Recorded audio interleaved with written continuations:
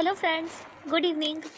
आज आपको मैं उसने कहा था चैप्टर पार्ट 2 है, ठीक है। इसका मैं आप लोगों को ऑब्जेक्टिव क्वेश्चंस करवाने वाली हूँ। जितना भी ऑब्जेक्टिव क्वेश्चंस इस चैप्टर से बनेंगे सारे ऑब्जेक्टिव क्वेश्चंस आपको क्लियर हो जाएंगे, ठीक है। तो मैं आपसे रिक्वेस्ट करूँगी कि आप शुरू से लेकर अंत तक वीडियो को ज़रूर देखिएगा। चलिए मैं आपको सारे क्वेश्चंस का आंसर्स बताने वाली हूँ, ठीक है।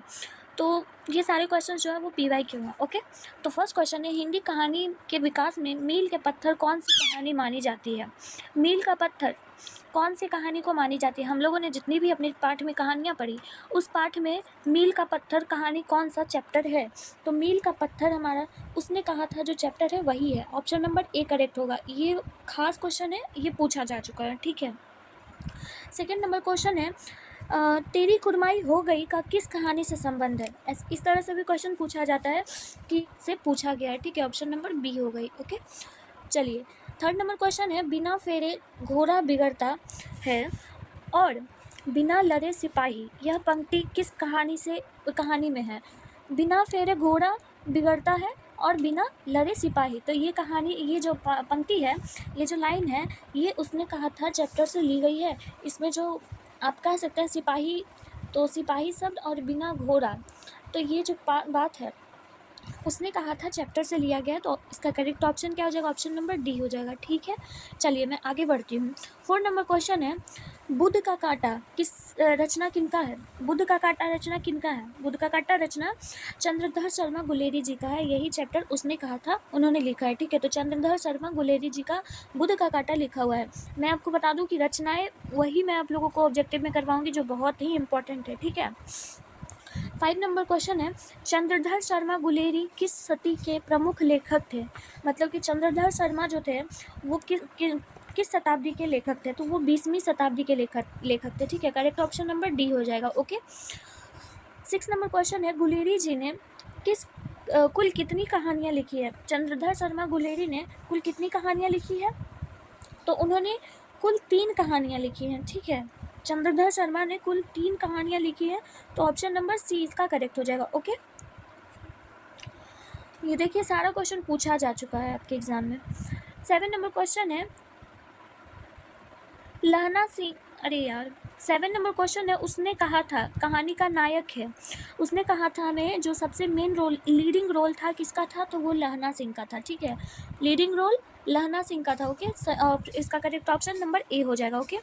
8 नंबर क्वेश्चन का देखिए, उसने कहा था कहानी है, उसने कहा था कहानी एक किस प्रकार का कहानी है। तो उसने कहा था कहानी इनमें से सभी, यानी कि युद्ध की भी कहानी, हाँ, दिव्य प्रेम की भी कहानी, इसमें विश्वास बहुत है, प्रेम पर बलिदान होने की कहानी भी है, हाँ, उनमें से इनमें से सभी हैं।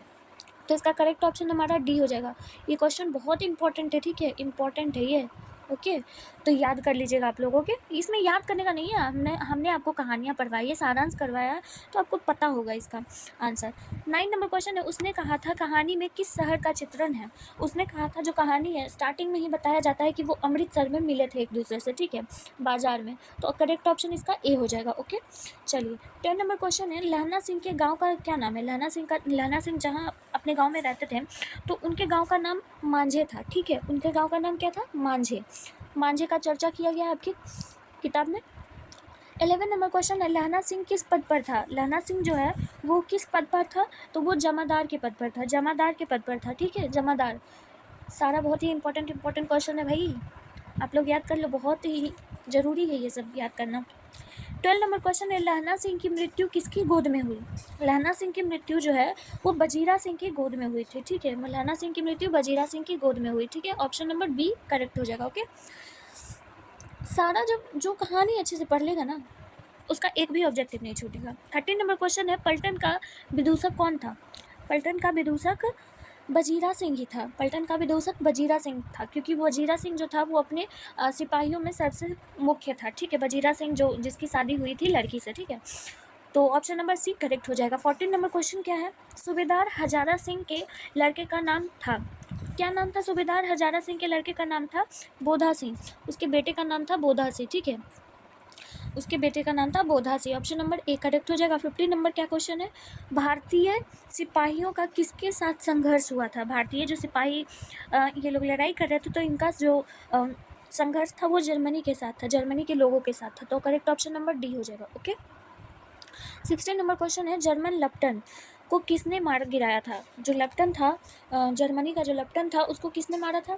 तो उसको जो है लहना सिंह ने मारा था। ठीक है, लहना सिंह ने मारा था जर्मन लेफ्टन को, लहना सिंह ने मारा था। ठीक है, 17 नंबर क्वेश्चन है, सिख राइफल्स के जमादार लहना सिंह का नंबर क्या था? जो लहना सिंह का नंबर था राइफल का, वो क्या था? तो वो 77 था, 77। ठीक है, ये क्वेश्चन आया हुआ है, आपको याद रखना है ये सब। ठीक है, छोटी छोटी बातें को याद रखिएगा, आपका 1 नंबर क्वेश्चन बनाएगा। ठीक है, तो आप लोग ये सब क्वेश्चन को जरूर एक बार देख लो, एटलीस्ट एक बार देखना तो बनता है। 18 नंबर क्वेश्चन है, क्या लगता है 10 मिनट में तो सारा क्वेश्चन खत्म हो जाता है। 18 नंबर क्वेश्चन है, सरकार ने सूबेदार को ज़मीन कहाँ दी थी? सरकार ने सूबेदार को ज़मीन लायलपुर में दी थी। ठीक है, लायलपुर में दी थी। तो ऑप्शन नंबर डी इसका करेक्ट हो जाएगा। ओके, चलिए 19 नंबर क्वेश्चन है, गुलेरी जी का जन्म कहाँ हुआ था? कहाँ हुआ था गुलेरी जी का जन्म?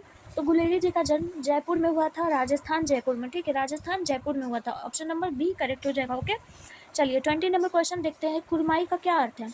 कुरमाई से आप लोग क्या समझते हैं? तो हम लोग कुरमाई से मंगनी समझते हैं। ठीक है, वो बार बार जो है लहना सिंह बार बार पूछ रहा था लड़की से कि क्या तेरी कुरमाई होगी? तो कुरमाई का मतलब होता है मंगनी। ठीक है, बहुत अच्छा लगता है ये चैप्टर पढ़ने में।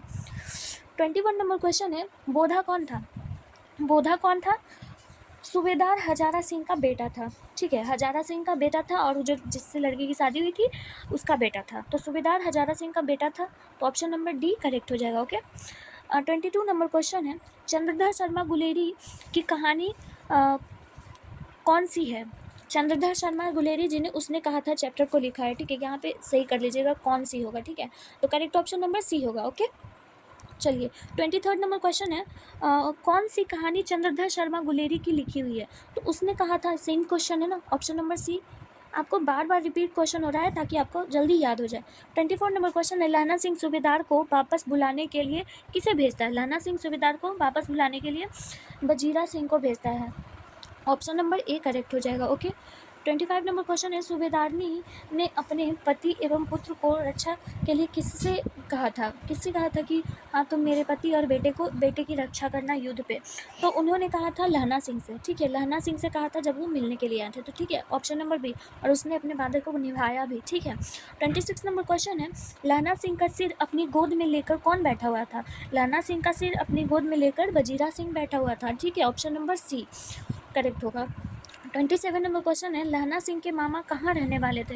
मतलब कि वो कहाँ के रहने वाले थे? तो वो अमृतसर के ही रहने वाले थे, वहीं पे वो लहना सिंह गए थे मामा जी के यहाँ रहने के लिए। 28 नंबर क्वेश्चन है, उसने कहा था किस प्रकार की कहानी है?